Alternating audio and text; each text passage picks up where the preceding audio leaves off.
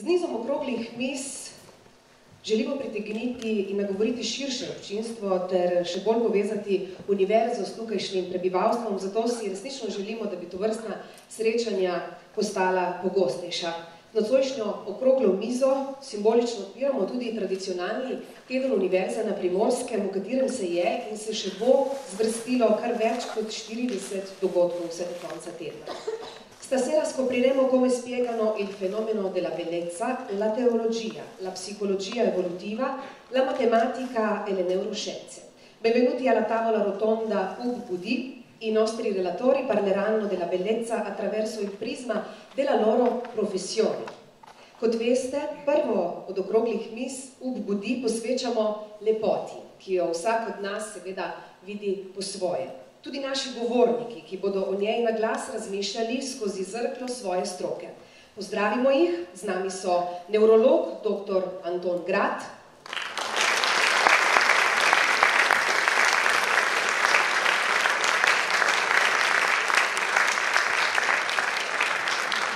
teolog in župnik dr. Primož Krečič,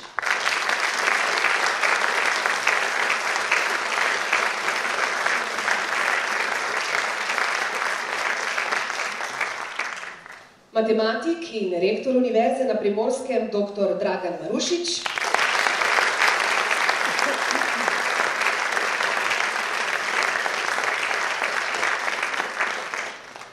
in klinični psiholog dr. Aleksander Zadel.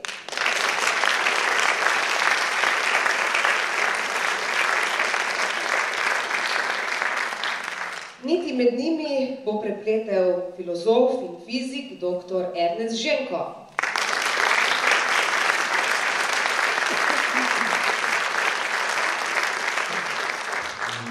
Ob zaključku ste vsi vabljeni, da nazdravite z nami teden univerze v predvirju gledališča. Sedaj pa naj se UBUD.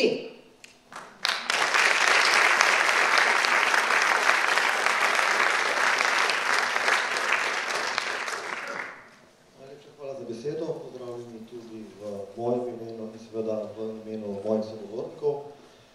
Kot rečeno, gre za prvo v vrsti okroglih miz z naslovom UBUD in v nizu prvih treh okroglih miz nameravamo osvetliti tri mogoče najpomembnejše, največje ideje, s katerimi se soočamo že stoletja, da ne rečem tisočletja, lepota, dobrota, resnica, že v Platonovi akademiji, ki je na nek način lahko tudi model univerze, so to študente in profesori proučevali. Nas pa si morate predstavljati, kot da smo v vesoljski ladji, v kakšni stari znanstveno-fantastični knjigi, verjetno kakšnega sovjetskega pisatelja, kjer imate ekipo sestavljeno iz različnih opredelitev ved ali disciplin, se pravi, imate nevrologa, psihologa, imate matematika in imate teologa, ki zdaj raziskujejo in naletijo na planet, ki ga poimenujejo lepota. V tem kontekstu najprej na oder vabim s svojo predstavitvijo dr. Aleksandra Zadela, kajti začeli bomo z življenjem in evolucijo. Glede na to, da vam srečo, da sem bil nekako izžreban kot prvi govorec, se mi je poklopilo to, da sem poskušal seveda nekako predeliti lepoto. Kaj je lepota in kaj so izhodišče, da mi nekaj razumemo kot lepo. Jaz sem si najprej pomagal za slovarjem slovenskega knjižnega jezika in sem ugotovil, da si nimam ne vem kaj posebnega za pomagati. Težava je seveda v tem, da gre za izjemno neoprijemljivo zadevo. Torej, kaj je lepo? Lepo je nekaj, kar ima v nekem estetskem pogledu, neke pozitivne lastnosti, kar mi doživljamo kot lepo. Ni nikjer nobene definicije. Na srečo bomo danes tukaj nevrologa, matematika, ki nam bojo pri tem pomagali. Po meni problematika lepega je, kako rekel, nemogoče je opredeliti za formulo in seveda je v naravi izkustva. Jaz mislim, da dveletnega otroka, ki že zna govoriti in ga vprašamo, kaj je lepo, natanko ve, ko zjutraj vsaka mama ve, da ne želi obleči te hlače, hoče tiste, ker niso lepe, ali pa to krilo namesto drugega, ker je to lepo in tisto ni lepo. Torej, kaj je lepo? Kaj je lepota? Zakaj je lepota spremljevalec človeka od pradavnine? Zdaj, glede na to, da si z lepoto nimamo kaj pomagati, sem poskušal narediti en obvod, sem šel gledati estetiko.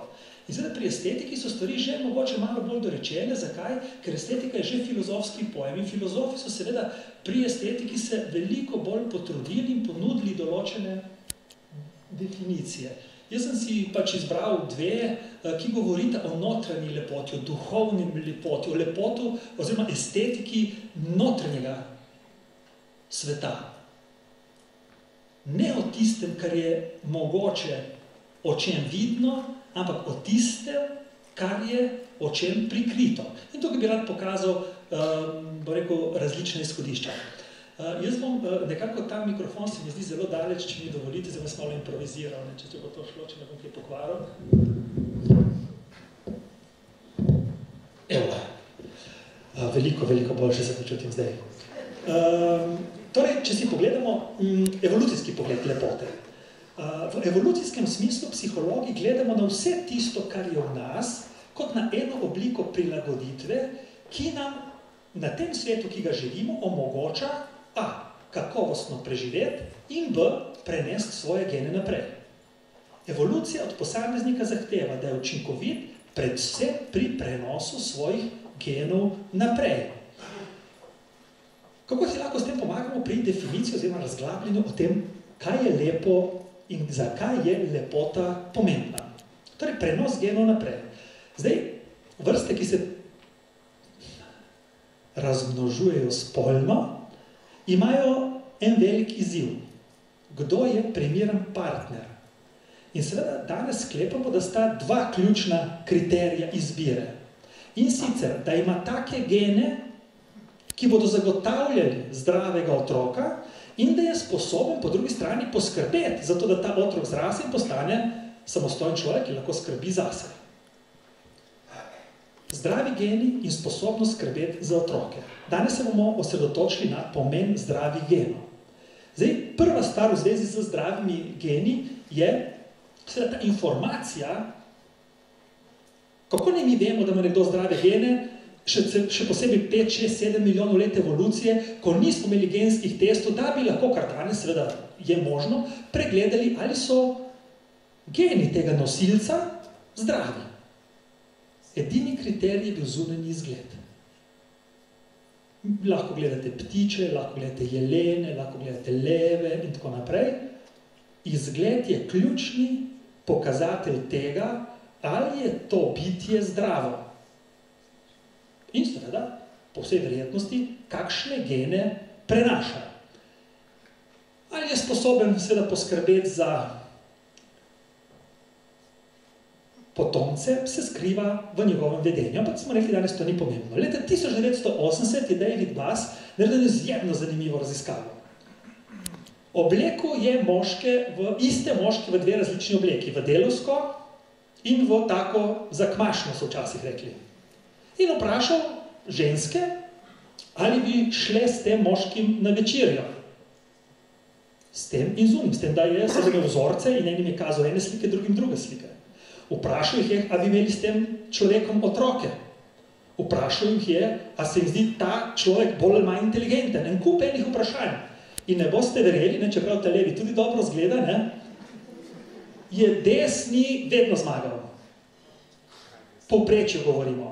O povprečju. Torej, ne moramo tukaj reči, kaj en posamezni človek se je odločil, ampak v povprečju so predstavnice Venere, planeta Venere, izbirale desnega, dobro oblečenega moškega v kontekstu, seveda, ideje, da je to oseba, ki je sposobna zagotoviti primerne vire za vzgojo tega otroka. In seveda so vprašali tudi moške.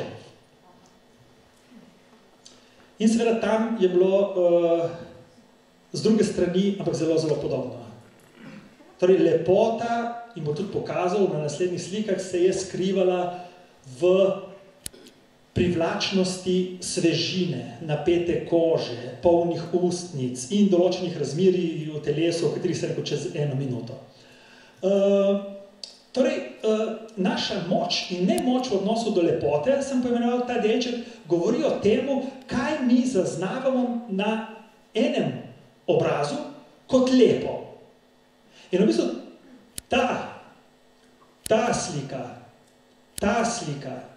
in ta slika so izjemno podobne slike 4 različnih žensk, pri katerih se ena, jaz nimam toliko časa, da bi vam počasi dal, pa da bi videli in tako naprej, se ena razlikuje po širini zenic.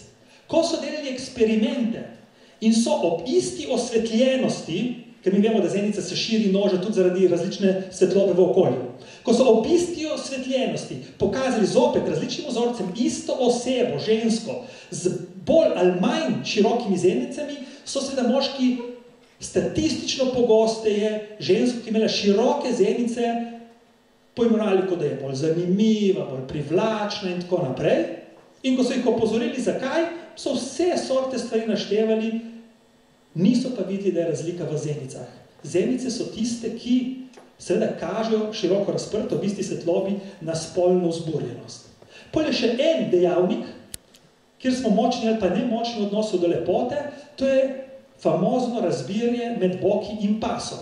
Verjetno ni kaj očitati temu dekletu, ampak ko gremo naprej in gledamo različne proporce, ugotovimo, da je zopet statistično največkrat obkrožena kot lepa ženska tista, ki ima razmerje med boki in pasom okrog 0,73. To so stvari, ki se jih mi ne zavedamo, ki niso odvisne od modnih smernic, modnih gurujev in tako naprej. Tukaj je tudi bolj kot zanimivost, kaj ženske opredelijo kot lepo pri ženskah in kaj moškim. Vidite, da je razlika očitna. Kaj se zdi moškim lepa ženska in kaj se zdi ženskam. 2 detajla sta, ki sta ključna. Tukaj in tako naprej. Poglejte, kaj ženske opredeljujejo in moški. Razen, da je to Beckham, to je en drugi, ki niti ne vem, kdo je, sta glih. Ker ne smemo pozabiti, da je pri reprodukcijskih zmožnostih moškega bistveno bolj pomembno dejstvo, koliko je sposoben, smo že prej videli, poskrbeti za svoje otroke. Torej, če zdaj počasi že zaključujem, imam še minuto ali pa 2, ne? Torej, zakaj se nam bolj tak otrok zgleda lep? Zakaj se staršu, ko se otrok rodi, dejansko zdi in je prepričan, ta otrok je najlepše bitje na svetu? Zato, ker je to smiselno, zato, ker je to evolucijsko potrebno, da tistega kričača vzljubimo. Da ga slučajno ne zapustimo, kako v resnici izgleda, če smo sosedje. Ampak naši pa res, mislim, naši so itak, ne? Najlepši, ne? Ampak izključno zaradi tega, da jih lahko v bistvu poskrbimo za njih. In tukaj pridemo do tistega največjega problema, ki bomo verjetno danes razpravljali, ne? Zloraba lepote, tiranija lepote. Kdaj je otrok lep? Glejte, občutek, kako ti izgledaš v ogledalu, sploh ne gre za to, kaj ti vidiš. Anoreksija, bulimija, z vsem povezane bolezni so posledica tiranija lepote, ki se kaže v čem? Da poskušamo otroku dokazati in pokazati, da je pomembna lepota za uspeh v življenju. Najsmrtlje nekega leta mama je 3-krat bolj zadovoljna kot otrok, ki bi mogli biti popolnoma indiferentna do neumnosti, ki se gre hčerka. Pazite, kaj piše v Smrtlji. Tu smo, da ti pomagamo. To bom prebral. Se ti je že kdaj zgodilo, da si želela imeti tak trebušček, kot na primer Britney Spears, pa ti ni nikakor uspelo? Sedaj se lahko nasmehneš, saj ti Smrtlja ponuje nekaj skrivnostnih tujih zvezdic, ki ti bodo pomagale do njihovega zdravja in videza. Lasje, kot jih ima Nicole Kidman, brezhibna koža Jennifer Lopez in tako naprej. To berejo naši otroci. To je revija, ki ti pripravi do tega, da se obnašaš na točno določen način, da se začneš neke diete, da si sužen prehranskih dodatkov, ličil, oblek, ki ti ožajo boke, raztegnejo trup, skrajšajo ude in ne vem, kaj še vse. Da obstajajo gate, ki vas naredijo za 2 številki manjše. Ampak res delujejo. Botoks in ne nazadnje kirurški posegi, ki z ljudi delajo nekaj takega. Ki z ljudi delajo karikature tega, kakšni naj bi bili po standardih iluzije neke lepote.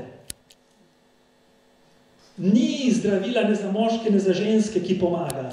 Torej tisto, kar si danes predstavljam jaz, kot eno lepoto, sem najdel neke slike, ko sem brskal po internetu. Kaj je zdravo staranje, kaj je ponos? Seveda verjetno človek takega izraza ne bo vodil oddaje Svet na kanalu ali pa ne na Pop TV ali kaj takega. Ok, podelal nekaj drugega.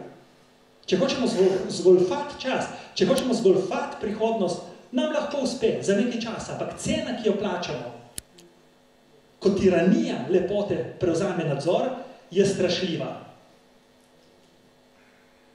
Torej v tistem trenutku, in tukaj jaz končam zdaj, bo prevladujoče merilo uspeha v družbi, ne samo prenosa genov naprej, ampak uspeha v družbi, izraženo s kakršnokoli materialno ali pa izključno materialno vrednostjo, do takrat bomo žrtve tiranije lepote.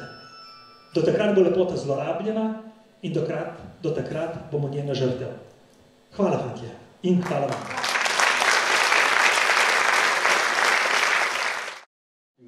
Mi smo tista družba, ne, ima bitje, ki ustvarja družbo.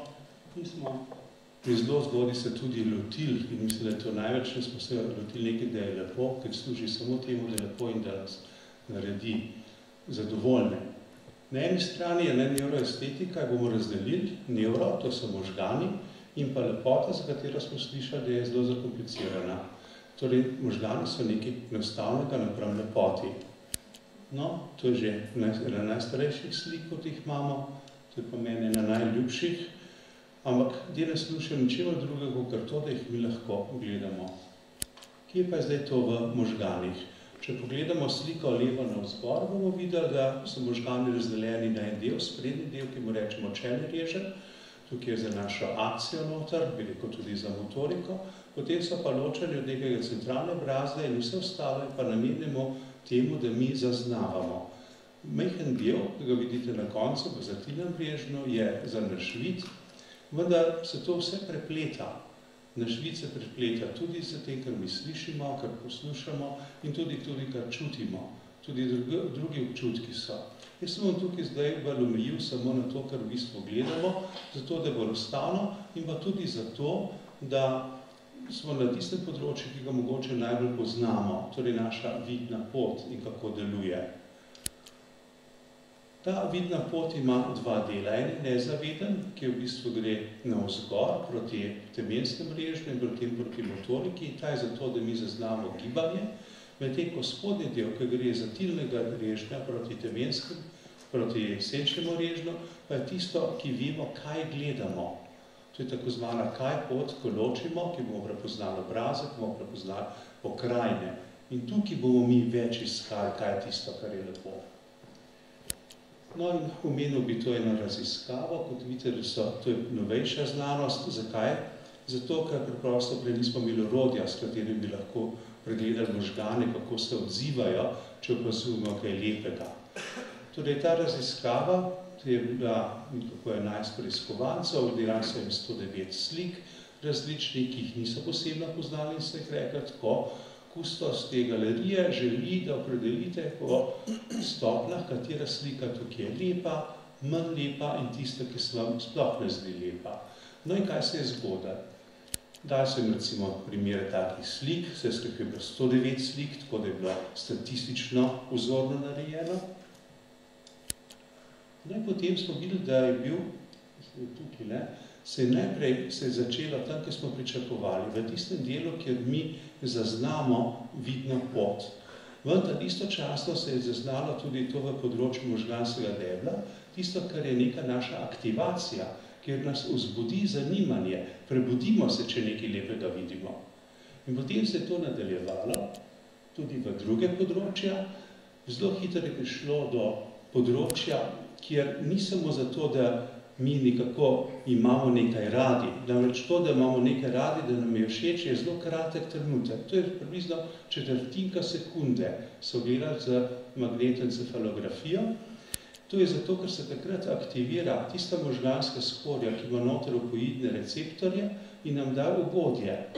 Toda že hitro zatem, približno pol sekunde kasneje, se aktivira tisti del, ki reče, to hočem imeti. To je tisto nagrajevanje, to želim imeti. Pa ne mislim to v takem lastniškem smislu, ampak v tem, da mogoče hočem imeti v spominu, ker mi je to všeč. To pa je dopaminska pot, ta se aktivira pa že iz možganskega debla in potem se nadaljuje naprej. No pa, kje se to konča? Konča se pa v sprednjem delu, v čelnem režnju, v spodnjem delu, ki mu rečemo nek orbito, ker je to našimi očmi, medialnem delu, kjer se aktivira. Vse, karkoli je izrazito lepega pri teh osebah, ki so to gledale, se je aktiviralo tukaj.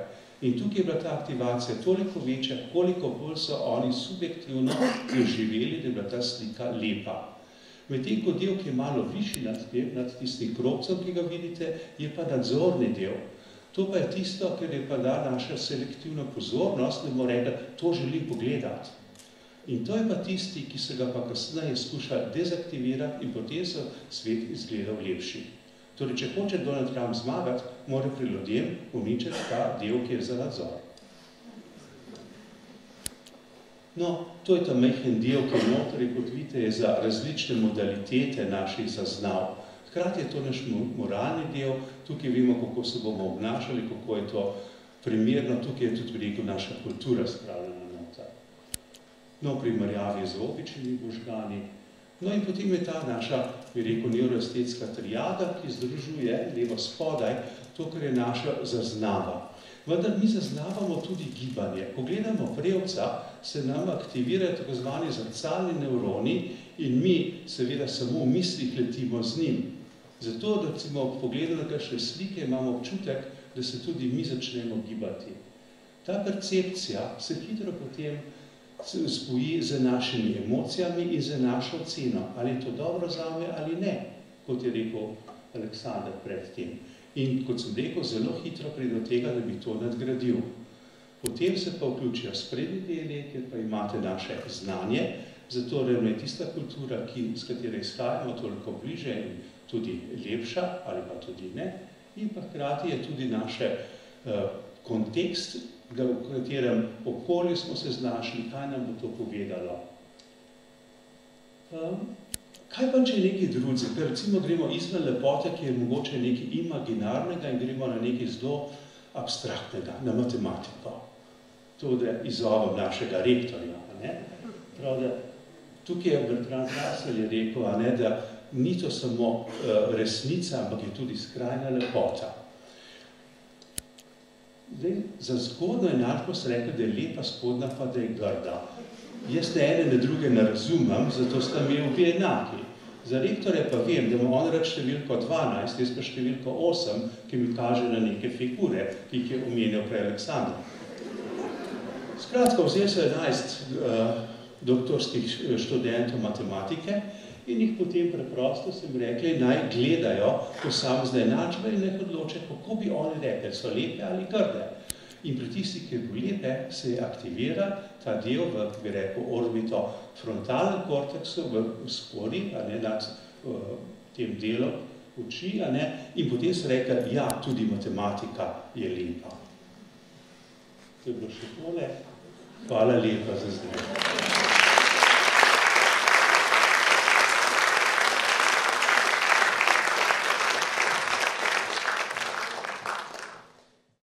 Sofija vemo, da je modrost in jo najdemo že v Svetem pismu, jo najdemo v različnih kulturah, religijah in jo najdemo tudi v ruski sofiologiji, v ruski miselnosti oziroma filozofskih ruskih poskusih, da bi naredili eno celovito predstavitev življenja. Najprej kratko o lepoti. Lepota kot stopno mesto. Če je bila nekoč resnica vstopno mesto, je danes vstopno mesto lepota. Ključ do bistva stvari narave nosi. In tukaj gotovo tudi za krščansko duhovnost je lepota ključnega pomena. Potem, lepota je potrebna za življenje. Se mi zdi ta stavek, ki ga je Dostojevski napisal, zelo pomemben.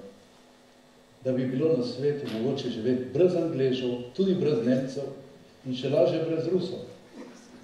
Lahko brez znanosti in tudi brez kruha. Samo brez lepote ne bi bilo mogoče.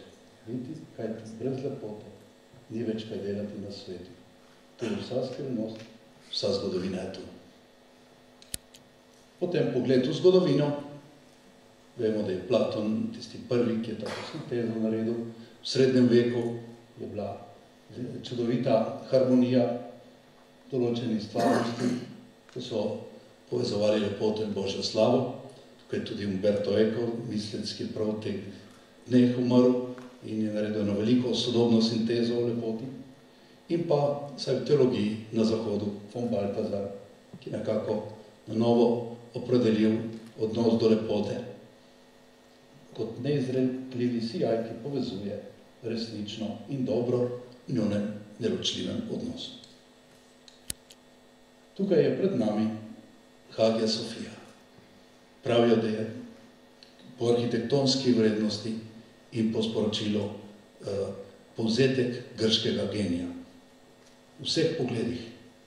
In to je bil tudi razlog, zakaj je Rusija izbrala pot lepote. Zakaj so Rusi že po kristjanevanju izbrali to pot. Potem, tukaj je ta cerkev, ki jo vsi poznamo, danes je to cerkev Mošeja s to čudovito simetrijo. No in potem vprašanje Božje modrosti. Tukaj se bi ustavil in tukaj bi nekako predstavil, zakaj gre pri Božji modrosti.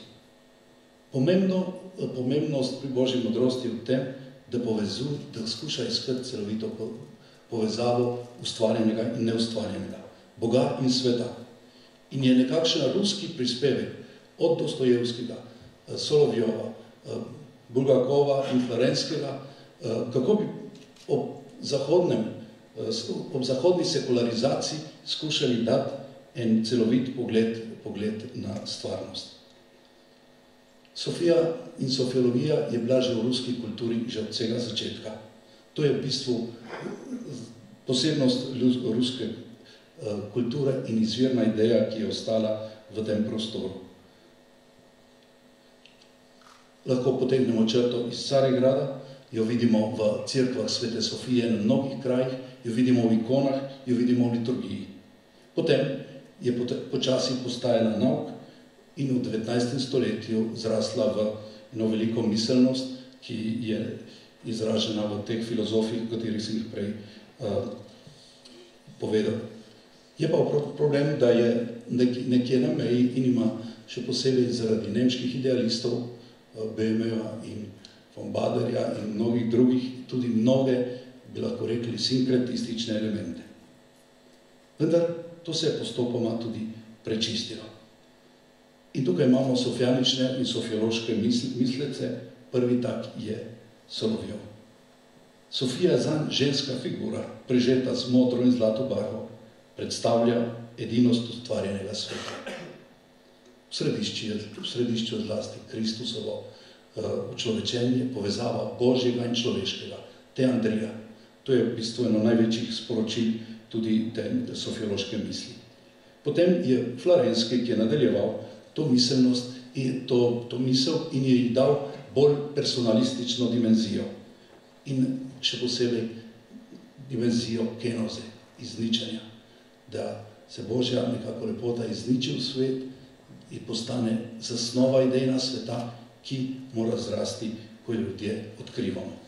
No in tretji je Bulgakov, ki je naredil tukaj največji sistem sofiologije in vključil vanjo so najprej, on je bil ekonomist, najprej ekonomijo, potem pa kulturo in tudi teologijo. Sofiologija bo pomenila vprašanje krščanske poklicanosti v sekulariziranem svetu. Pomembno pa je tudi, da je ohranil izkustvo. In prav to se mi zdi, da je ena posebna stvar, ki smo že slišali tudi pri Aleksandru in tudi naprej, se pravi, da ohranimo izkustvo nečesa, kar je presežno, kar se ne da izraziti in vendar je. Zato je v ruskem prostoru tako močno prisotna ikona. Ko ustvarjeni svet kaže čez, ko podoba kaže na prapodobo. No in tukaj, če se potem premaknemo k estetiki tega, estetika, se pravi, Sofija se razodeva v svetu kot lepota, ki zaznava to sofijanskost sveta, kako nosi v sebi globjo stvarnost, kako žari v sebi. Predstavlja kot vidnost zaznav in temeljev stvarnega sveta. In zato je tako pomembno, da človek odkrije ta sofijanski čut. Smo pregovorili, smo slišali tudi dr. Grada prav v tej smeri. Kako so zapisali? Pri lepoti je treba iti k izvoru. Zemeljska lepota je naš spomin na raj. In samo intuicija lahko pride do izvirne lepote in mora pripeljati do korenin lepote. Zanimivo, da je tukaj bila njegova čudovita izkušnja, kot jo je imel sam. On je bil marksist leta 1905 še. In takrat je v življenju imel 3 taka srečanja s Sofijo. Prva je, ko se je peljal po Kavkaških gorah. Mislim, da imamo tukaj. Tu so te cerkve, to je izkušnja Zahoda, mistične, zahodne mistike, to je slovanska mati zemlja, ki so jo razumeli tudi prav sofiologijo, se pravi povezanost z vlažno materijo zemlje. In to je ta podoba angela, ki jo je naslikal naš slikar Marko Ivan Rupnik. In to je ta Bulgakov. In to so te gore Kavkaza. On se je peljal in ga je presunila ena čudovita svetlova, pred katero ni mogel več iti mimo. Čeprav je bil materialist, ekonomist, se je ukvarjal z drugimi stvarmi, ga je ta stvar zelo globoko nagovorila. Drugo tako doživetje doživel ob srečanju s svojo bodočo ženo. Zapisal je, kar so mi govorile gore v plamenečem slavju, je našel v plašnem in sladkem pogledu njegovega dekleta. Tretje srečanje s Sofijo je doživel v Dresdnu ob pogledu na to Sikstinsko Madono. Zaobjela ga je moč neskončne čistosti in hotenega žrtvovanja. Zanimivo te ključne stvari, ki so pomembne tudi pri veri. Vsekakor so ta srečanja s sofijanično prisotnostjo pomagala, da je odkril skrivnostno povezavo med Bogom in svetom in ga pripravlja na spreobrnenje. Prava lepota spreminja. Ko sprejmeš pravo lepoto, si drugačen. Zato je tudi Solovjov, oziroma še pred njim, Dostojevski zapisal, da bo lepota rešila svet. No, sofijanska lepota narave je izrednega pomena. Zakaj gre? Gre se za to, da Božji svet odseva v nas. Mi Boga Očeta ne moramo videti. Tudi Svete Trojice ne. Odseva pa ta svet. In razodetje tega sveta, to je Sofija. To je tista božanskost, ki jo čutimo. Ki jo čutimo pri liturgiji, ki jo čutimo vsako človeku. In prav tu Sofija skuša zopet najti te čudovite povezave. In gledajte, tudi že pri stvarstvu, če gremo v stvarjenju, gremo v svetopismo, ko Bog ustvarja, in bilo je kalos, bilo je lepo, bilo prav lepo. Kar je skladno s svojo notranjo idejo, je lepo. In potem bi zaključil s vprašanjem agonije ustvarjene lepote. Tudi Božja lepota, ki se rojeva v svetu, pride v nič.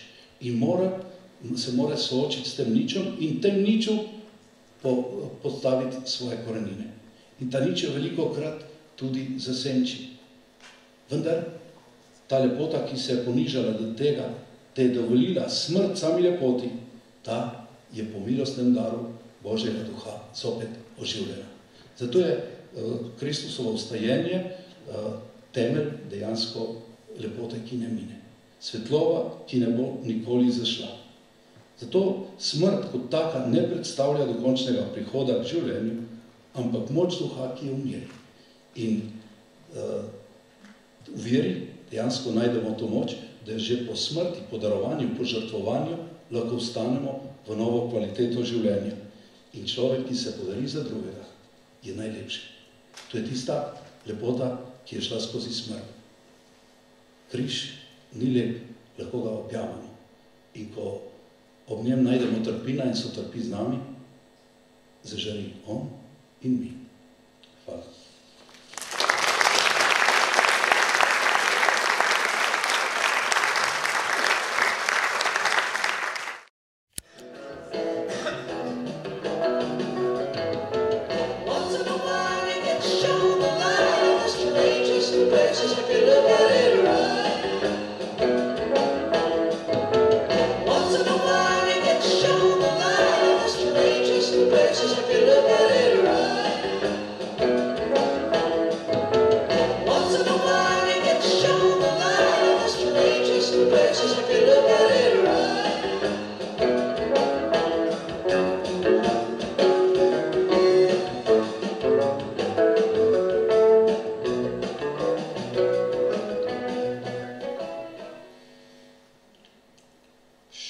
Četrti dober večer. Veliko veselje mi je biti danes oziroma nocoj tukaj med vami, vsemi, ki ste se odločili, da pridete na ta prvi poskus udejanjanja okroglih miz v okviru Univerze na Primorskem, ko se bomo poskusili lotiti vsem poljudnih tem. Zahvaljujem se Katji Pešot, ki je to lepo zorganizirala, Ernestu Ženku, ki se je pridružil četverici, mojim 3 kolegom tukaj danes, malo posebej, malo bolj pa se zahvaljujem Aleksandru, ker ima največ energije in najbolj je pritisko, da se to uresniči in mi s tem nekako nadomestil tisto, kar mi ni uspelo z mojima bratoma, dokler je bil še Andrej živ. Želeli smo namreč imeti nekaj podobnega nekje v trikotniški povezavi med medicino, psihologijo in matematiko. Danes si bom vzel za iztočnico pravkar poslušani refren pesmi Scarlett Begonias, ameriške kultne skupine The Grateful Dead. Za nekatere je ta pesem nič, za nekatere je pač pesem, za nekatere je lepa, za nekatere zelo lepa, za sledilce te skupine je pa to pravcata himna. Tako nekako je tudi, če vzamem za iztočnico refren te pesmi, tako nekako je tudi takšen je tudi nekako moj pogled na lepoto. Zdaj, sam to delam. Bila je neka verzija, da pa je drugi delali.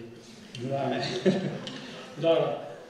Evo, iz te teze, ki je speta v tem refrenu, potegnem dvoje. Prvič, lepota je nekaj, kar je ves čas prisotna, pa jo nekako ne vidimo, ker ne pogledamo prav. In drugič, to je nekaj zelo uporabnega, v življenju rešuje marsikatere probleme, v vsakdanjem življenju, pa tudi v znanosti. Izkaže se, da tiste stvari, ki so lepe, bodi si, da je to matematike ali pa v drugih disciplinah, tiste, ki so lepe, tudi same po sebi rešijo še kakšne druge odprte vprašanje in probleme, takole zazdravljeno.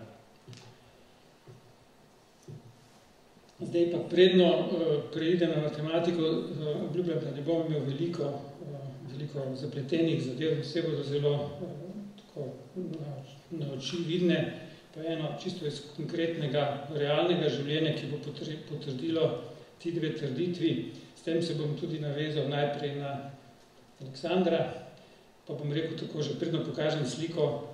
Ta naslednja slika je pa sinteza tako tistega na levi, kot tistega v obleki na desni. Jeremy Mixa so poimenovali Američani, seveda morate vedeti, Američani so pač imperialistični narod, to so number one in tako naprej, najbolj seksi zapornik na svetu. Če je najbolj seksi v Ameriki, to pomeni avtomatično tudi na svetu. Ker recimo NBA prvak sveta, prvak v njihovi bejzbol ligi, tudi svetovni prvak in tako naprej. No,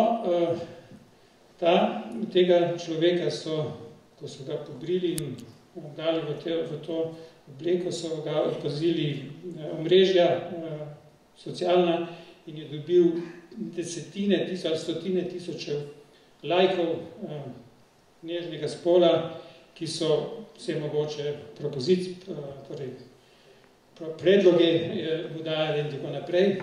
No, po 2 letih, mislim, da je v teh dneh je prišel zapora vmes, je pa dobil ponudba za manekensko pogodbo.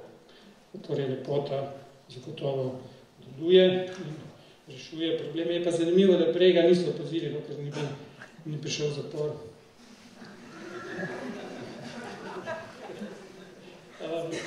Ampak zdaj pa podimo matematike. Matematika pojmuje lepoto oziroma opredeljuje, res je, kot je kolega profesor Grad rekel, poznam tisto raziskavo, ampak tukaj bom govoril nekaj drugačen pogled na lepoto, ali je mogoče skozi matematiko to opredeliti kot nekaj, kar izhaja iz tiste istočnice. Se pravi, kako je pravzaprav skozi matematiko mogoče meriti lepoto. Obstaja področje matematike, ki se ukvarja s tako imenovano teorijo permutacijskih grup. To so transformacije stvari, objektov, ki sam objekt ne spremenijo. Zakaj je kvadrat, vsaj za matematike, lepši kot pravokotnik? Ker kvadrat lahko zavrtite na 4 možne načine, za 90 stopinj, 2x90, 3x90 in 4x90, poprijete na isto mesto, pravokotnik pa samo za 180 ali 360. Se pravi, vsebuje več takšnih transformacij, ki njegove strukture ne spremenijo. Tako da, na primer, tista slika na desni strani, če malo podrobneje pogledate, ima simetrijo reda 6, lahko za 60 stopinj vrtite 6-krat, pa ko zavrtite, pa če nekdo zavrti zadaj, vi tega ne boste opazili, končni rezultat bo enak kot na začetku, enako bo izgledala kot na samem začetku. Skratka, v matematiki to opredeljujemo z nečim, čemu se reče simetrijske transformacije objekta. To so takšne transformacije, ki objekte ne spremenijo. Zdaj pa malo v zgodovino stare Grčije. Grki so bili interdisciplinarni znanstveniki.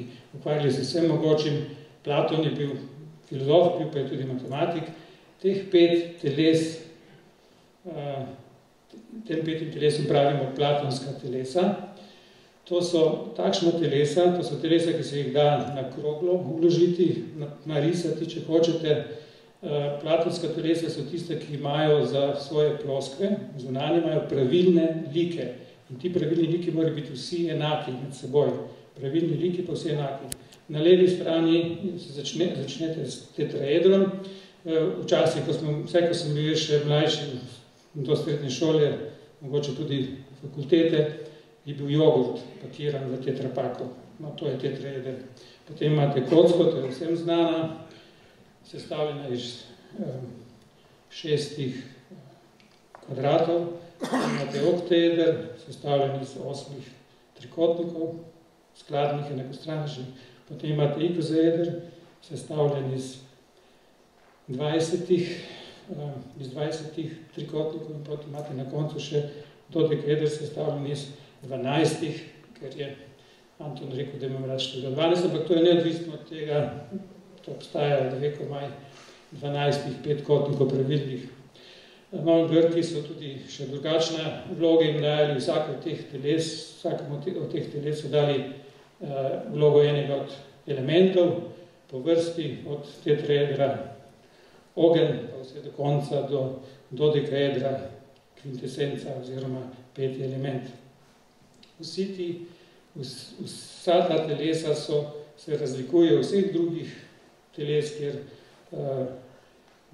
kjer ploskve niso vsi med seboj enaki liki ali pa sploh jih ni mogoče na lep način predstaviti na krogli, potem, da imajo veliko različnih simetrijskih transformacij. Naprimer, tisti zadnji dodekaeder, o katerem še par besed, ima na 60 različnih načinov, da lahko zavrtite, pa ne opazite, pa se ne opazi končni rezultat. Zdaj pa še zaključna misel. Iz tega dodekaedra, ki ima ki je sestavljen iz 12 petkotnikov, naredimo naslednje. V en majhen petkotnik, vsako od teh petkotnikov damo en majhen petkotnik in potem povežemo teh 5 oglišč z petkotniki majhnimi petkotniki naokoli. Dobite na koncu, torej ta črni tukaj, dobite nekaj, kar je tukaj na mizi, ta žoga. Včasih se nogomet igrala z njo, se pravi, tudi imate teh 12 manjših petkotnikov, okoli so pa 6-kotniki. To je nekaj, čemur v matematiki polagajo veliko pozornost. To je cela teorija, se reče teorija enostavnih grup. To so neke vrste gradniki celotne teorije, simetrije, oziroma, če hočete, lepote. S tem so se desetletja ukvarjali matematiki in je na 10 000 strani člankov v znanstvenih revijah, da so opredelili vse možne takšne strukture. Ta na 60 elementih, tu imate 60 točk na tej nogometni žogi, je pa najmanjša taka, ki to spravi predvirje v to teorijo. Ampak tukaj se stvar ne konča. Zato ta žoga, če bi samo ogrodje narisali, bi dobili tisto zadevo tam, je hkrati tudi ena od oblik oglika, ki se v naravi dejansko nahaja. To so dokazali pred nekaj desetletji in zato dobili tudi Nobelovo nagrado iz kemije. Tudi častni doktor te univerze je eden od dobitnikov te Nobelove nagrade leta 1996, Harold Kroto. Dejansko obstaja takšen oblika v naravi in nekateri astronomi so mnenja, da je življenje na naši Zemlji dejansko posledica oziroma je nastala iz zvezdnega prahu, sestavljenega iz tako imenovanih fullerenov. Fulleren je posebna oblika ogljika, kjer je vsaka molekula ogljika ima 2 enojni vezi in 1 dvojno vez, sestavljena, da se ga na krogli sestaviti, sestavljena pa iz 12 petkotnikov in množice 6-kotnikov. In to je najlepši tak, tako imenovani Buckyball-Fulleren, oziroma Buckminster-Fulleren, za katerega so dobili i kemiki Nobelovo nagrado. S tem zaključujem. Z radnjo mislijo, da to je ves čas obstajalo, samo vedeli nismo, da obstaja. Tako kot marsikaj drugega, kar je lepo, pa ne vemo za njo, za vse te lepe stvari in ljudi. Hvala lepa.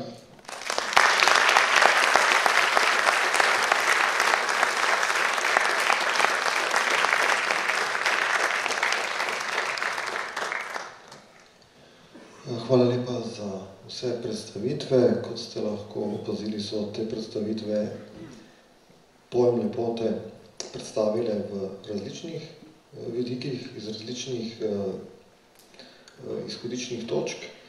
In zdaj vprašanje je, kako pravzaprav bomo našli vezi eno ali dvo ali trovalentne med njimi. Zdaj, tisto, kar je pravzaprav moja vloga tukaj, je na nek način tudi ena izmed vlog, ki jih lahko filozof prevzame in jih tudi prevzema v zgodovini, in to je tisti, ki ne ve. Še hujši primer, in to je tisti, ki ga noben pač potem ne mara, niti filozofi, niti znanstveniki, to je vloga skeptika. Spravi, človeka ki ne samo, da ne ve, ampak hoče dokazati, da tudi drugi ne vejo. Jaz ne bom šel tako daleč. Ampak, skratka, postavil sem eno tezo, izbral tudi enega avtorja, ki mi upam pomagal. Zdaj, teza je precej evolucijska, psihološka, mogoče tudi, namreč, zakaj skozi celotno zgodovino govorimo toliko o lepoti? In moj zelo preprost odgovor je, govorimo o lepoti toliko, zaradi tega, ker smo leni. Leni in zato ne uporabljamo različnih izrazov za različne vidike tega, kar pod lepoto strpamo, ampak enostavno uporabljamo eno kategorijo, ker to najbolj enostavno in porabimo najmanj energije za to. Zdaj bom jaz vsakega v tem kontekstu izmed mojih kolegov vprašal pravzaprav nekaj, kar se mi zdi, da mogoče lahko osvetli to mojo tezo, koliko že je čudaška, ampak skeptiki so bili zelo čudni. Recimo, eden je skočil v žrelo vulkana in bil prepričan, da se mu ne bo nič zgodilo, ker pač je dvomil to, da se mu lahko kaj zgodi, ne? In podobno. Zdaj, najprej dr. Zadel. Zdaj, zelo učinkovito je bilo pokazano, kako pravzaprav je zunanji izgled izjemno pomemben, ker je pač pokazatelj dobrih genov, ampak izhodišče predstavitve je bila notranja lepota. Kje pa zdaj ta domuje? Kako lahko zdaj to prepoznamo, oziroma znotraj evolucije, kakšno vlogo sploh igra, da do tega sploh pride? Zakaj sploh govorimo o notranje lepoti? A je ta povezana z zunanjo, vidno in temi stvarmi, ki jih danes opažamo v zvezi z lepoto? V enem določenem trenutku se je pojavila pri naši vrsti zavest.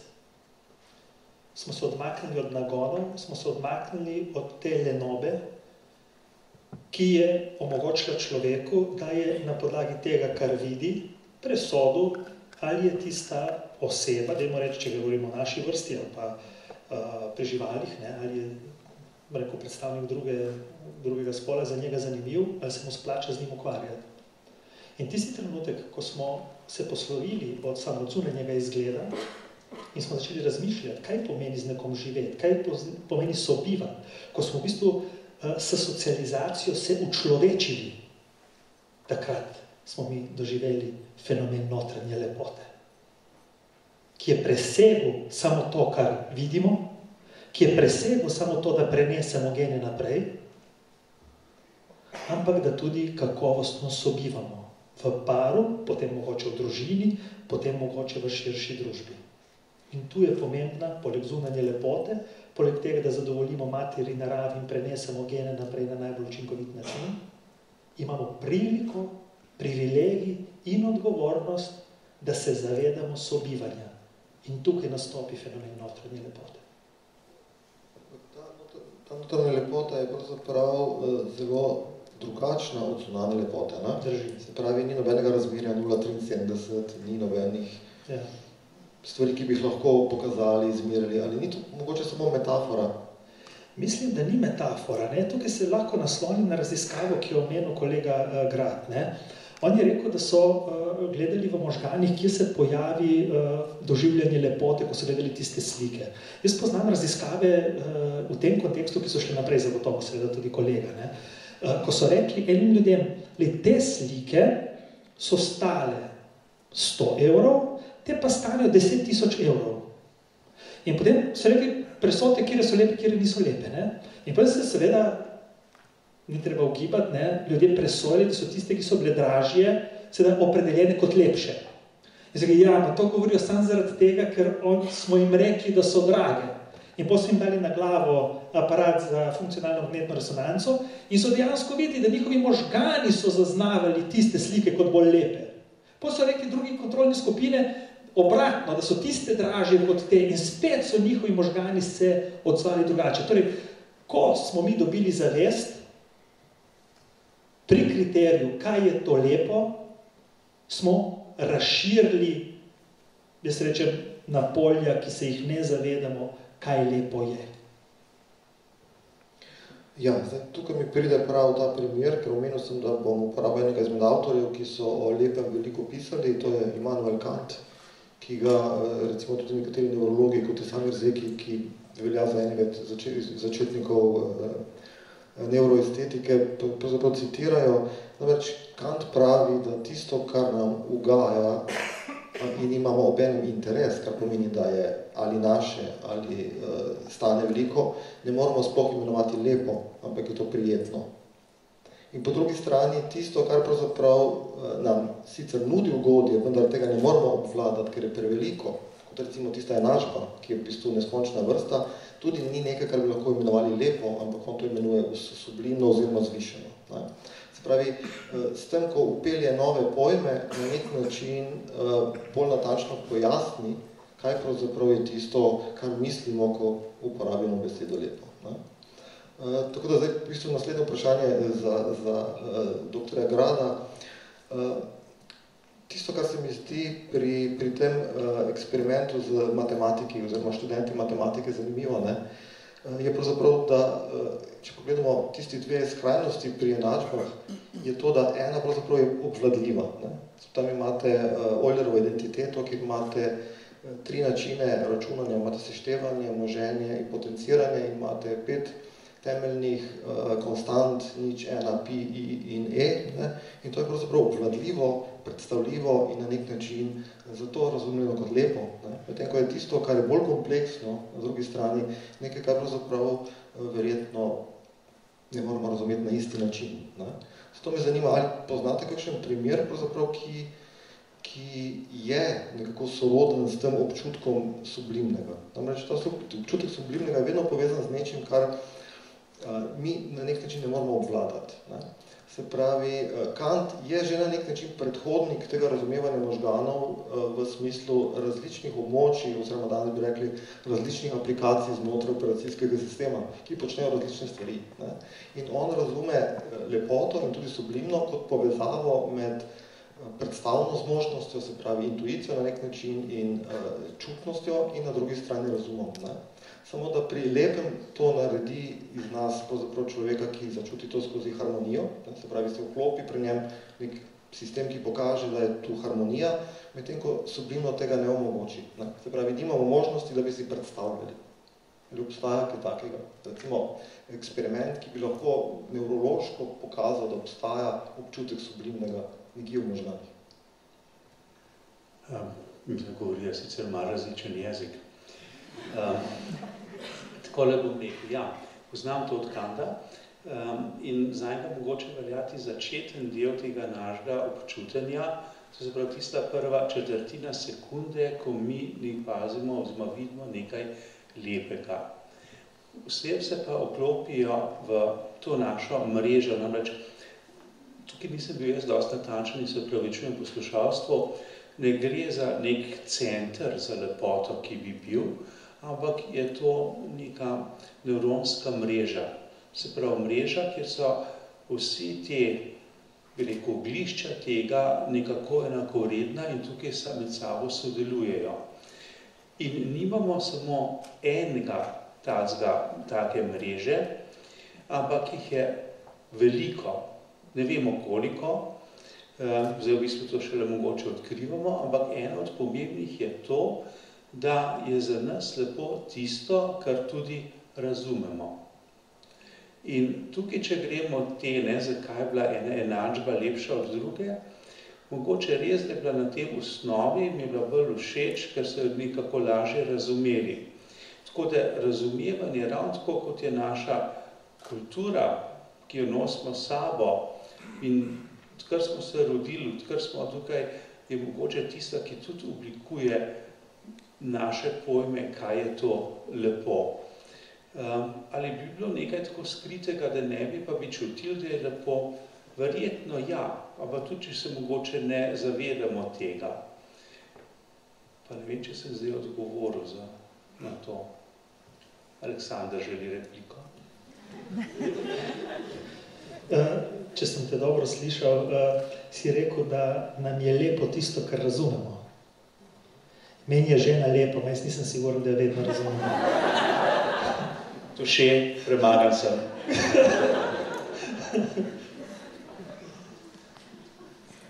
Ta pripomba je bila pomembna. Ja, vsak dan jo čutim. Zdaj, v zvezi s tem, kar je bilo ravno zdaj rečeno, ne, te študente matematike so vprašali, ali mi je nekaj lepo. Ampak oni so pri tem uporabili točno to besedo. Ali tukaj vpliva na rezultat. Namreč oni so na nek način to lepo povezali lahko tudi z nečim, kar jim je izven polja matematike lepo. Gotovo. Jaz mislim, da tukaj je bilo lepo. Lepo se mi mislimo, da ni to povezano z nekim razumevanjem. Vendar je pa tukaj tisto, kar sem pa omenil, da mora biti pa neka selektivna pozornost. Svet je lep, če smo na njega pozorni. Da če pa to mi izklopimo, vede ali ne vede, se pa lahko zadeve zelo spremenijo in se tudi izpade nekaj drugega. Jaz ne verjamem, da so oni šli, da so rekli, to je lepo, zato ker to bolj razumem. Ampak je bilo preprosto nekaj, kar se mogoče mi ne zavedmo čutimo, da je nekaj lepega. No, vse zadnje je tukaj, da v tem reči so še stvari, ki so pa zelo iracionalne. To so pa tudi recimo naše emocije, naša čustva so vpletena noter. Je naš dopaminski nagradni sistem, ki pa ni tak, ki ga bi mi hoteli ali pa mogli vedno obvladati. Ja, zdaj to pa na nek način, kar pravite, da na nek način kultura igra tudi pomembno vlogo v luči tega, da ima vsako oko svojega slikarja, potem ne drži čisto. Namreč, spomnil sem se na enega izmed sociologov oziroma teoretikov ameriškega Fredrika Jamesa, ki pravi, pred 10 leti nam je bil Picasso grozen, oziroma tistim sodobnikom je bil grozljiv. Zdaj smo se pa tako navadili nam, da nam je že lep. To je pa fenomen evolucije tudi v umetnosti, tako da v bistvu mi počakamo 100 let, pa bomo videli, kaj bo od tega ostalo. Po drugi strani pa vse te raziskave, ki so jih delali, recimo to likovno, to so bile pa vedno področje raziskav bilo s tistimi preiskovanci, da so jim kazali, kar je bila njihova vloga. Čama Radman, ki je bil eden od teh, je delal to z indijsko. Potem drugi so delali z našo, evropsko, skratka, nekako naj bi bila tista kultura, ki ti je blizu.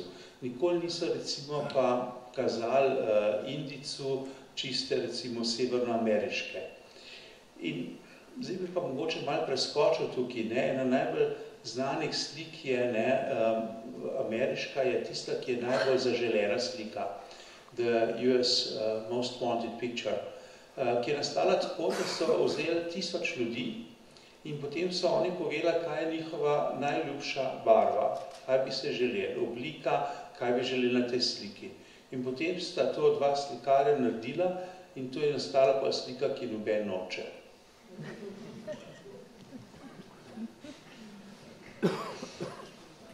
To je potem že sublimno. Hvala lepa. Se še vrnemo tudi k vam, ampak dr. Krečič, vi ste govorili precej o tem vidiku, ki bi ga verjetno Kant imenoval sublimno oziroma zvišeno, recimo o tem, da pravzaprav skozi ikono gledamo čez, se pravi, da gre za nekaj, kar nas presega, kar si na nek način ne moramo predstavljati, ta vidik je prisoten. Ampak še eden teh vidikov, ki jih najdemo pri lepem oziroma tudi širše pri estetiki je, mi smo se recimo tega tako učili, če imate filozofski sistem, potrebujete estetiko zaradi tega, ker je dobro lepilo. Se pravi, povezuje stvari med seboj. Brez estetike noben sistem ni celovit. In recimo ta tradicija, o kateri ste danes govorili, hoče preseči na nek način mišljenje in biti Boga, človeka in tako naprej. Se strinjate s tem? Ja, se prav v tem je morda veličina tega pogleda, da hoče ustvariti povezavo. In sicer je ustvariti ne na tak način, kot smo včasih, ali kot je bilo včasih mišljeno, da je samo ena stvarnost ali druga, ampak išče tisto, kar je globlje. Zato mi se dopade ruski pojem antinomije, ki je drugačen od dialektike, od vseh. Se pravi, ko imaš dve različni stvarnosti, včasih tudi nasprotni, pa je vedno spodaj še ena, ki je globlja od njih in jih povezuje. In prav na tem antinomičnem mišljenju je sestavljena tudi ruska miselnost, se pravi, po eni strani imaš vroča poletja, mrzle zime, po eni strani veliko duhovnost, po drugi strani krvoločnost, vsa ta nasprotja, ki so delno tudi v vsem slovanskem svetu prisotna, ampak veličina te sofiološke misli je pa, da kljub tej stvari obstaja nekaj, kar je globljega, ki vedno najde povezavo, vedno se najde pot, vedno nekaj, kar je globljega. In to je gotovo to presežno, ampak zmeraj se približa, tudi vse nasprotja poveže. In to je, recimo, bilo pri Solovjovu in potem tudi pri Bulgakovu, to je bila ta metazo, se pravi to, kar Platonova misli, se pravi to, kar združuje. Je nekaj, kar združuje. Morda danes sploh v času detajla, v času, ko vsak leče na svojo stran, manjka prav to, ta stvarnost, ki bi bolj povezovala, ki je globlja in ki povezuje. Je to razlog za trditev, da bo lepota rešila svet? Jaz mislim, da je tudi to razlog, čeprav ta lepota mora iti, se pravi, mora iti skozi smrt sebe, smrt egoizmu. Tako je imel Dostojevski v Idiotu, ima dve ženski, v obe je bil zaljubljen, obe sta bili lepi. Katero izbral? Izbral tisto, ki bo trpela. Se pravi, njena lepota je bila prečiščena in v tisto je bolj verjel. In se tudi pri nas je ponovali tako.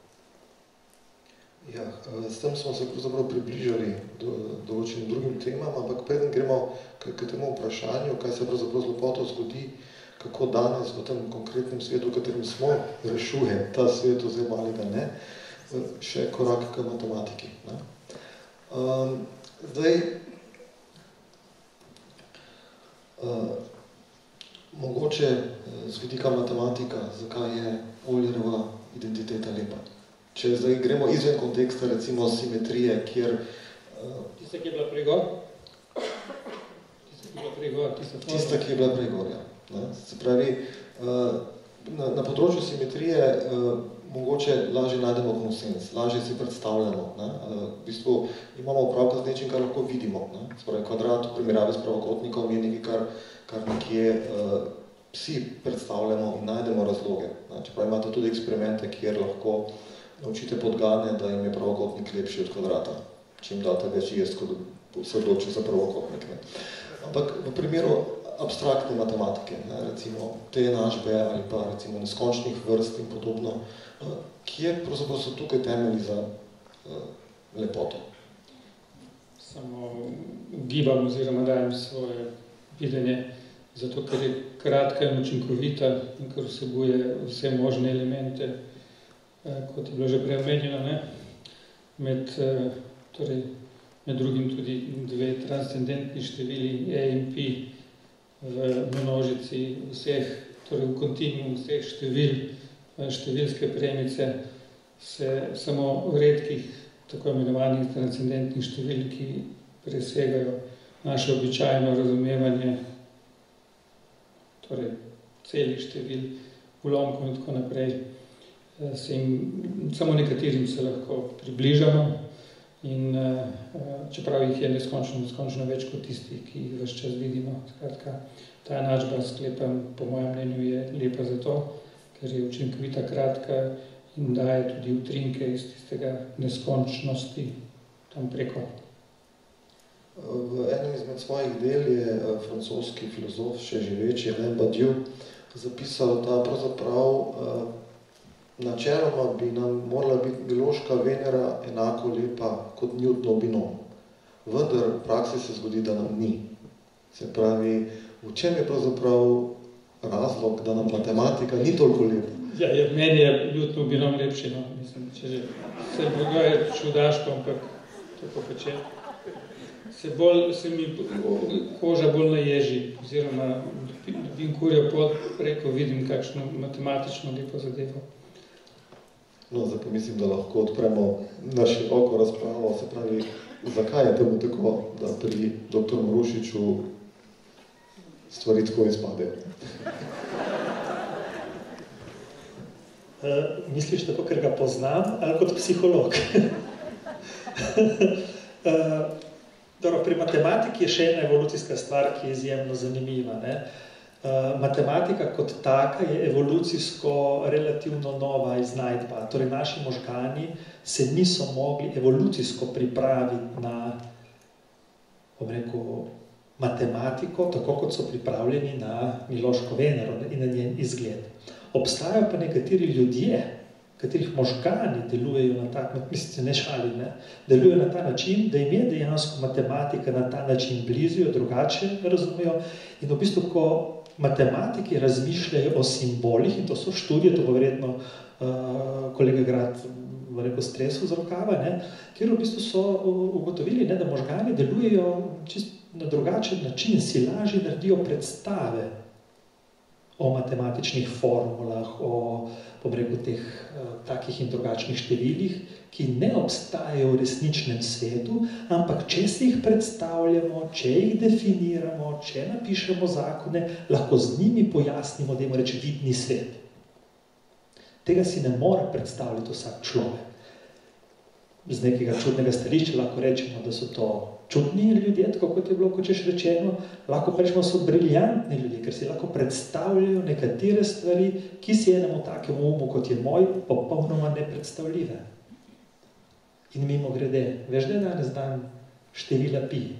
Anglosaksonci rečejo marec 14, 3. 14. smo danes po njihovo. Matematiki, če še ne veste, danes je mednarodni dan števila pi. Mimo grede o psihologiji.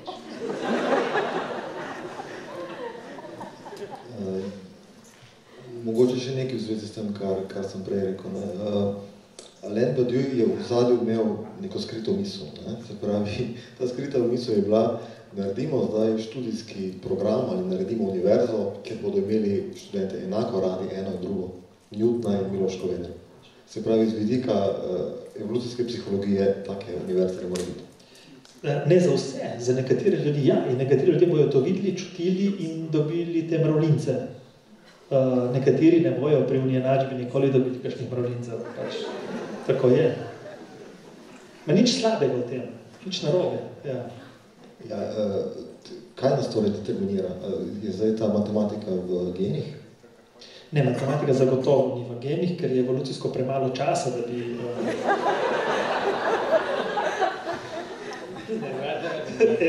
Mi zadošča in mislim, da je to zanimiva teza, da če je matematika v genih, pa bom povedal eno primerjavo oziroma en podatek, ki bo morda pokazal, da delno to zagotovo velja. Za srednješolce obstaja tako imenovana tekmovanje matematične olimpijade, kjer iz vsake države je toliko tekmovalcev, ki se tam zberejo in rešujejo 2x po 4 ure. Prvi dan 3 naloge, drugi dan 3 naloge, to so izredno težke naloge. Včasih se jih v teh letih tako za zabavo čez poletje, pa mi ne uspe vseh rešiti. Kaj se pokaže, da na teh tekmovanjih seveda zmagujejo najprej razvitejše države, tiste, ki so pač bogate in ki jih je veliko. Se pravi, imate ameriško ekipo, rusko ekipo, ampak značilno je, pa kitajsko seveda, tak značilno je to, da med prvimi 5 mesti ponavadi v zadnjih nekaj letih sta vedno 2 državi, ki sta genetsko identični, kulturno oziroma politični sistem je pa diametralno nasproten. Ti 2 državi sta Južna in Severna Koreja. Iz tega mislim, da potegnem jasen sklep, da velja tisto vsaj neki delni genetski nagnjenosti.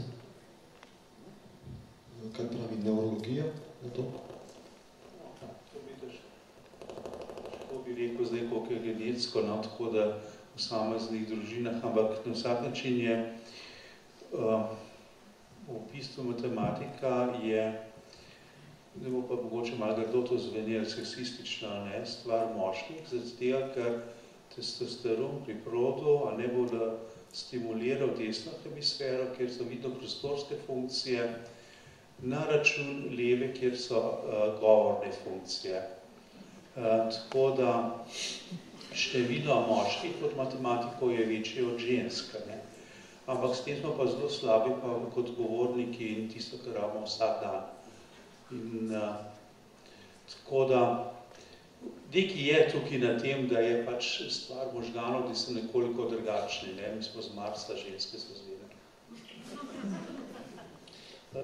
Jaz moram tudi še povedati zraven, da tukaj bi pa rekel, da je marsikaj tega je kulturno pogojenega, ne poznam, ne znam presojati, koliko je to do potankosti res, gotovo pa je veljalo, danes še danes velja, da ponekod ženske niti študirati ne morajo.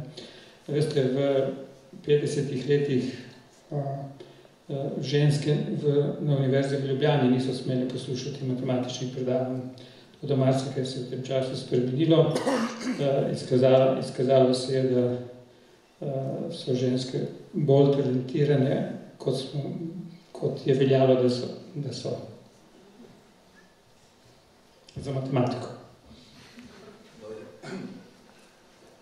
Jaz mislim, da je vseeno dobro, da ta diskurs znotraj tega malo razširimo. Se pravi, lepota je nekaj, kar je podarjeno. Ker dejansko odkrivamo nekaj, kar je že. Dosti se ne da dodati s človeško stvarjenje. Dejansko z eno pralepoto prihajamo, težimo k eni popolni lepoti, k enemu uresničenju. Se pravi, je nekaj, kar je globlje tukaj, o katerem potem lahko znotraj tega matematika govori neurologija, psihologija, vsi ostali. Ampak Evropejcem nam zmanjkuje prav te celovitosti.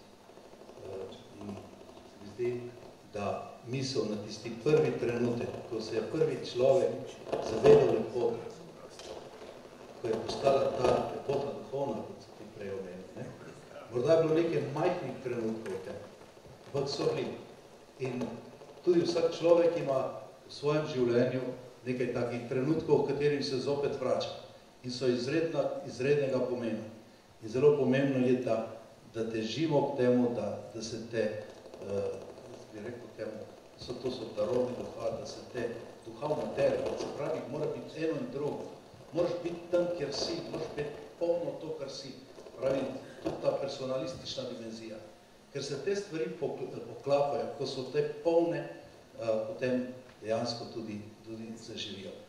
Čist tak primer je, recimo, prej smo govorili o ogljiku, Solovjov, če posvetiš na en karbon, tam ni nič, če pa posvetiš na enaka struktura, je recimo diamant, pa stvar zaživi. So drugače postavljene stvari, so drugače izpolnjene te stvari. In se vidi, da je zelo pomembno prav to, kako mi pristopimo k sebi, kako pristopimo k stvarnosti in potem tudi kako gledamo naprej. Ker lepota ni samo za danes, lepota tudi za naprej. Lepota je med tistimi stvarmi, ki gredo čez, smo že prej rekli. Ja, mogoče tukaj se dobro spomni tega, kar je omenil v zvezi s tem eden izmed ameriških fizikov Richard Feynman, ki so mu učitelji, da pravzaprav kot naravoslovec, kot fizik, je dobil Nobelovo nagrado za kvantno elektrodinamiko, živi v nekem svetu, ki je popolnoma abstrakten in da ne vidi nobene lepote. In on odgovarja, da vidi lepoto ne samo tam, kjer jo vidijo drugi, ampak jo vidi še veliko več. Zato je, ker si predstavlja v neki vrtnici, recimo, kje so kemijske vezi, kaj je za temi kemijskimi vezmi, kateri osnovni delci tam obstajajo, kakšni zakoni fizike tam vladajo in tako naprej. Skratka, on vidi veliko več lepote in ne manj zaradi tega. In to se na nek način nanaša tudi na to, kar je bilo rečeno v zvezi z vedeti in potem videti lepo. Spravi, več kot vemo, več lahko tudi vidimo in vidimo tudi lepega. Ampak še nekaj je, kar je bilo prej že na robu, pa potem, da se tega nismo lotili. Namreč nekateri avtori danes opozarjajo, da je lepo pravzaprav vse.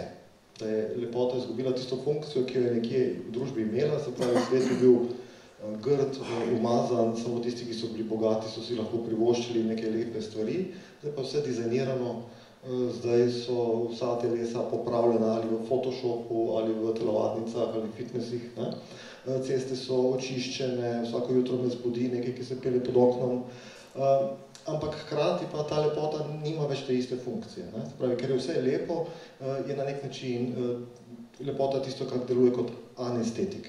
Zaradi tega govorimo o anestetiki namesto estetiki. Se pravi, kaj pravzaprav je potem odgovor na to? Se pravi, ali sploh lahko lepoto v tem smislu, v tej funkciji še uporabljamo?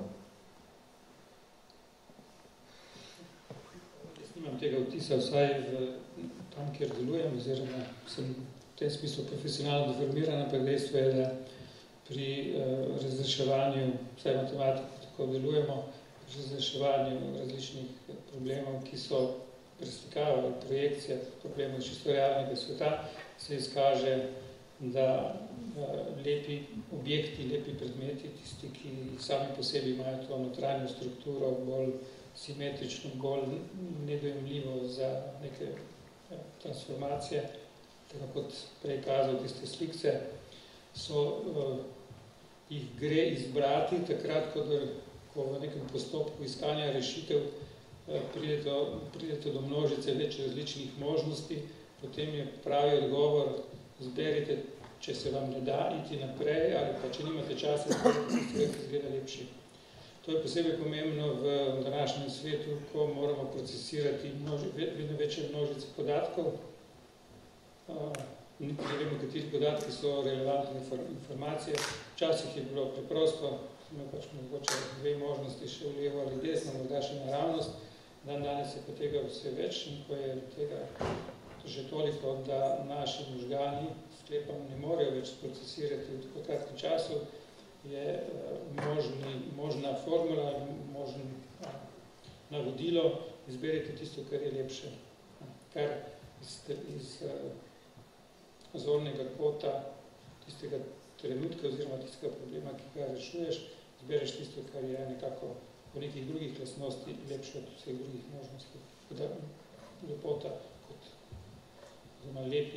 lepota kot različno od nečesa drugega še vedno mislim, da obstaja, ni analizirana in je še vedno tudi zelo uporabna.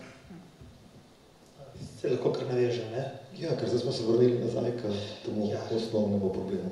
Tako, kaj je lepo? Zdaj, v najbolj običajnem svetu, ne, v življenju, ki ga mi živimo, ne, vidim dva koncepta lepote. In je ta evolucijski. Si Dragan zdaj sam nakazal, ne, da v bistvu, ko si v stiski, da ne veš, je preveč informacij, ki je iti naprej, se odločiš za tisto, kar je lepo. Tako so se milijone let ljudje odločili, kot sem rekel. Nismo imeli osebnostnega vprašalnika, profilov in tako naprej, na podlagi katerih bi jaz ločil med ljudmi, ki me zanimajo ali ne zanimajo. Ne.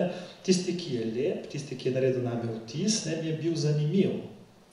In na ta način smo ločili potencialnega partnerja, potencialnega starša, s katerim smo skupaj imeli potomce in tako naprej. Tisto, kar je meni zanimivo, je to, da ta pravila še vedno veljajo. Jaz sem prepričan, da vsak človek v tem prostoru, ki ima partnerja, si je izbral najlepšega, ki je bil na razpolago. Ali drugo, jaz tega ne bom reči tega, ki je malo grši, ki njega ne bo nobeden. Vsak je šel ven in si prizadeval dobiti najboljšega in najlepšega, seveda, ki je na razpolago. In to je bil kriterij, kako smo si izbrali partnerja. Si predstavljate, da pridete domov in reče, zakaj si ti mene izbrala? Malej, Emšo je bil tak, nisem bil drugega, kaj čemo. Zakaj si ti mene izbral? Malej, s prijatelji smo se malo menili, a ne, in druge sem mogel tebe, kaj. Ni, izbrali smo najlepšega in smo bili zelo strogi, pred tem smo izbrali najboljše, kar je bilo na razpolago. In to je, bom rekel, vseobsegajoč kriterij. Potem pa imamo, ne, ker to velja, ker to je v nas, ker to je gensko v nas. Potem pa seveda je treba spodbuditi, da se ljudje v potrošniškem smislu tudi v navednicah prav odločajo. In potem seveda mi se ne odločamo ta jogurt, drugi jogurt, kdo bo bral vse tiste sestavine, ampak kateri ima najlepšo embalažo.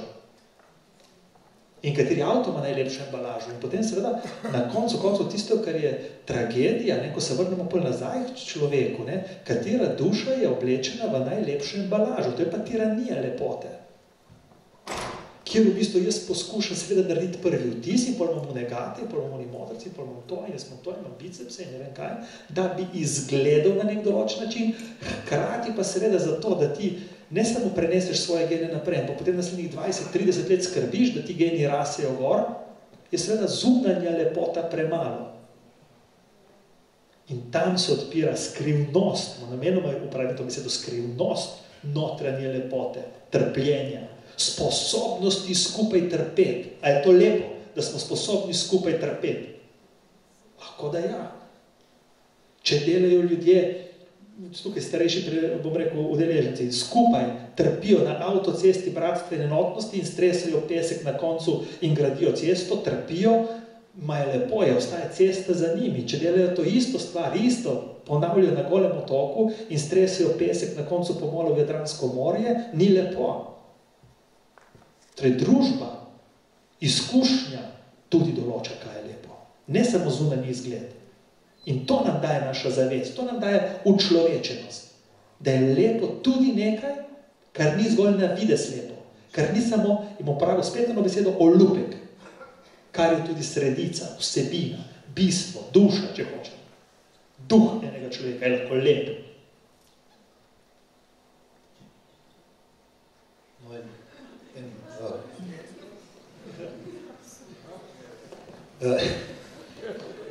Tukaj, recimo, tradicija, že patristična tradicija, crkveni očeti naprej, so govorili, da ima Bog Oče dve roki, Sina in Svetega Duha. Pač predstavitev Svete Trojice. Sin kot logos, se pravi kot ideja, kot načrt, kot to, kar si, se pravi kot tvoja vsebina, ker ti moraš biti to, kar si, tvoja vsebina, odgovarjati tudi pač tvoji identiteti. Po drugi strani, druga roka je pa duh, Sveti Duh, ruah v hebrejščini ženskega spola. Se pravi, če tam ta ideja, črt, to logika moškega spola, mora biti tudi dimenzija ženskega spola, ki je dimenzija duha, dimenzija razsipanja, dimenzija tudi dopolnitve in vedno morata biti obe stvari. Se tudi, recimo, prej smo pregovorili, recimo, vse lepo, da je urejeno, ampak rabi dušo. In tudi vsa naša znanost rabi eno in drugo. Opet smo pri antinomiji. Ampak, če docojšnji večer nekako začnemo povzemati počasi, se mi zdi, da prav ta iskanja so tako pomembna, da zopet nekaj pride skupaj in vendar mora biti še to in še ono in še to in še ono in potem vrata tisto, kar je celovito. To, kar so psihične, se pravi nevrološke, kar so psihološke, kar so ideje in matematika, recimo, kar recimo nekako teorije nekako povezujemo, ampak ne moreš biti samo v samoj duhovnosti, moraš tudi v eno meso, v eno krizo, katastrofo in potem zopet vstajati gor in vse te stvari tudi sijejo, če so skladne s tem, kar so. No, če smo prej govorili o temo, recimo napadanja nekako v veliki informaciji. Res je, zdaj je veliko, ampak ne moramo govoriti o kapaciteti možganov kot celoti, ampak o posameznih njihovih funkcijah. Mi imamo recimo zaznave, lahko neskončno veliko, ravno tako je spomin, čeprav se nam zdi omejen. Ampak nekaj pa je omejeno, to je naša pozornost. In tukaj imamo pa dve vrste. Ena gre od spodaj gor, recimo, da mi zagledamo, da se zdaj približamo Aleksandru, neko bite reče, wow, to med tisočimi drugimi bom, to mi je padlo dol. Drugo pa je, da se pa mi tudi na podlagi kulture, znanja in tako, da imamo pa usmerjeno pozornost in negojimo in tukaj bomo pa lahko sami izbirali in tukaj bomo tudi zbrali lepoto.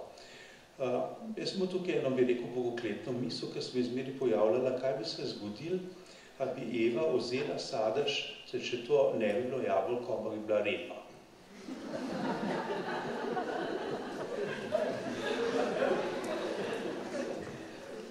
Tam piše, da je bilo prijetno za pogled. Glede, tudi vsak greh je prijeten, če ne bi bil prijeten.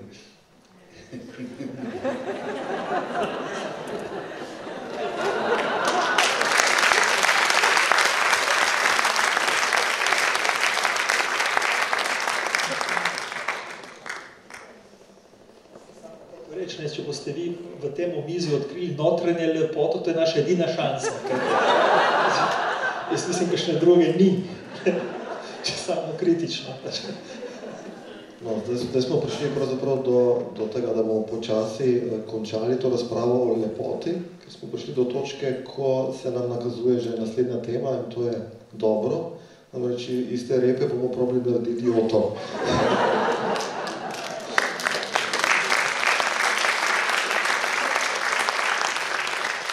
Tako da ponavadi, ko koga srečamo, rečemo dober dan, ne? Potem, ko pa gre, pa rečemo lep dan. Ne? Tako zdaj vam želim lep večer še naprej. In želim, da se v takem številu ali pa še večjem zberete tudi na naslednji okrogli mizi. Hvala lepa.